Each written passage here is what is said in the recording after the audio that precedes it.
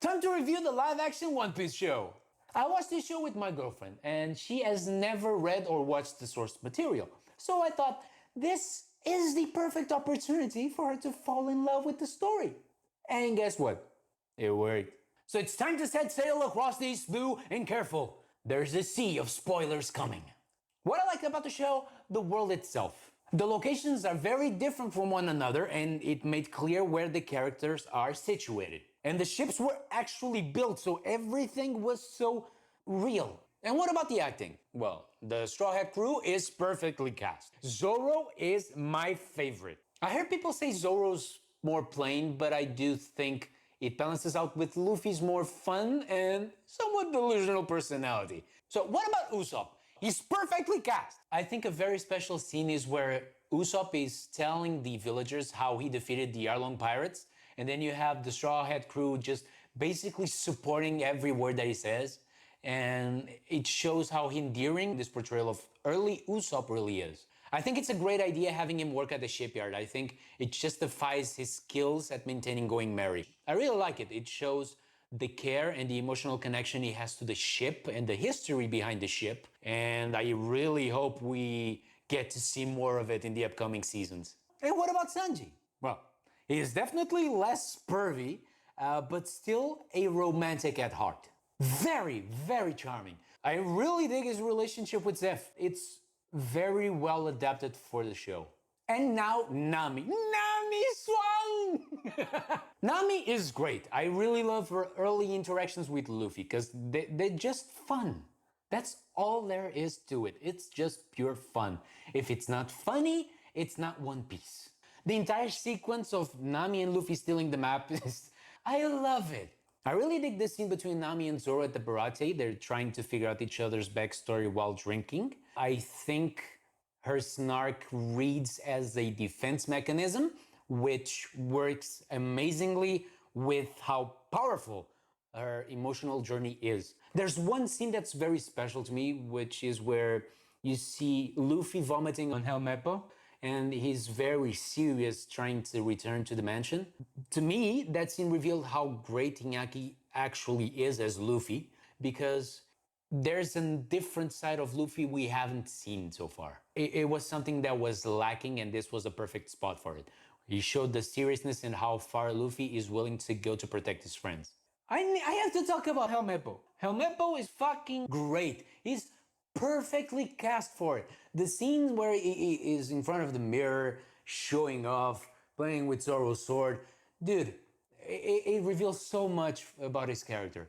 I just want to see more Helmeppo scenes because he's really great. His relationship with Kobe, with his father, with Zoro, it's really great to see how different and how the transformation the character is undergoing.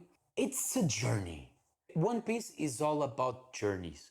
It's all about fighting for your future, for your dreams. And I have to mention Mihawk. Motherfucker is a fucking badass. Just his intro, his battle with Zoro, it's all very anime-like. It's very well adapted. I was fucking impressed. One thing I really prefer about this version of Mihawk compared to the anime is one small detail. Is when Mihawk tells Zoro, I will give you the honor of being unalive by Euro. The sword has a name. I think it was a very lovely detail to insert that there. The sword has a name. It is special. It has a meaning behind it. There's a history. Everyone knows a great swordsman names his sword, just like a great fighter names his special moves. Oh, about Garp. I didn't mind him at all. I must admit that I did not expect the Scottish accent, but I got used to it. I don't mind him testing Luffy. I just think that throwing a Warlord of the Sea at him might be a bit too much. But I guess the writers needed a way to introduce the concept of the Warlords of the Sea. Plus, they also needed another way to justify the battle between Mihawk and Zoro, because this is the way Zoro gets closer to the group. And of course, I have to mention how special Kobe's relationships with Luffy and Garp really are. Regarding Luffy, they're friends true to themselves, albeit on opposing sides. Regarding Garp, the mentor-student vibe is awesome. Garp also has the opportunity to train someone who's around Luffy's age and teach Kobe what he couldn't do to his own grandson. And we have to mention Buggy. Fuck! He steals the show every single time he shows up. He's that good. Jeff Ward is an amazing actor. I had no idea who he was, but I'm a big fan now. I really dig him. Buggy is the man. We need more Buggy in our lives. He's menacing, and how they defeat him, it was actually quite ingenious.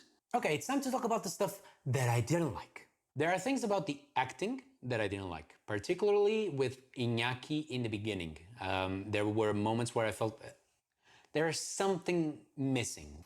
I think Iñaki's line delivery was unnatural. He was not comfortable saying it, but it was just in the beginning. Obviously, as the story progressed, he got better at it, and there's no doubt in my mind that he was perfectly cast as Luffy. Okay, so I promise this is the last thing about the acting, and it's regarding Zoro.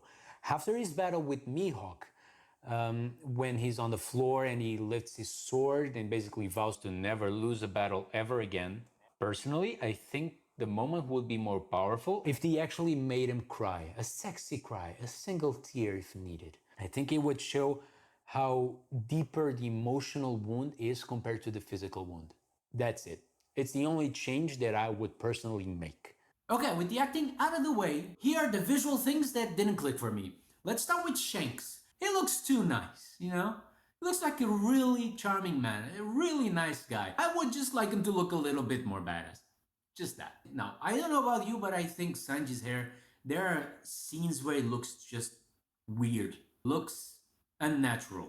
Beyond the hair, I would like to see more good reasons why women would reject such a beautiful and good man like he is. It made sense for Nami to reject his advances, okay? I'm perfectly fine with that. But beyond her, I'm not so sure. Another issue that I had was Captain Alvida. She doesn't look menacing enough for me. Now, about the Fishman, I think in general the makeup is great. I think there's a lot of love. But there are two characters that I had a big problem with. Let's start with Arlong. At first, I did not like what I saw in the trailers, but I do have to admit that it grew on me. His height did not affect me. I just think that he should have some shoulder padding. I think it would give him a more physically imposing look. The acting is great, I love his voice, so I got nothing else to say about Arlong. But I do have something to say about Kurobi. His face and his neck were really disturbing. The mouth area was just distracting. The neck sometimes looked like he was older than it actually was. It almost looked like the prosthetics were trying to get away from him, you know? And the Baratie fight with Sanji is the perfect example of that. Another thing regarding story that I wasn't a fan of is the scene where Zoro's in the well. I think it took too long. It was too much of a struggle for a character like him to get out. Maybe in this show the characters aren't as strong as compared to the source material, but I felt that Zoro would get out of there fairly quickly. But considering the pacing of the episode, I guess it was the best place to insert his backstory in a non-boring fashion, like if he was just sleeping in there the entire time. Well, it is what it is. So that's pretty much it. Cariño, anything I'm missing or that's fine? I think it's fine, yeah. Did you enjoy it? I loved it. Good. Would you Na want? na na na na na na na na na na na na na na na na na na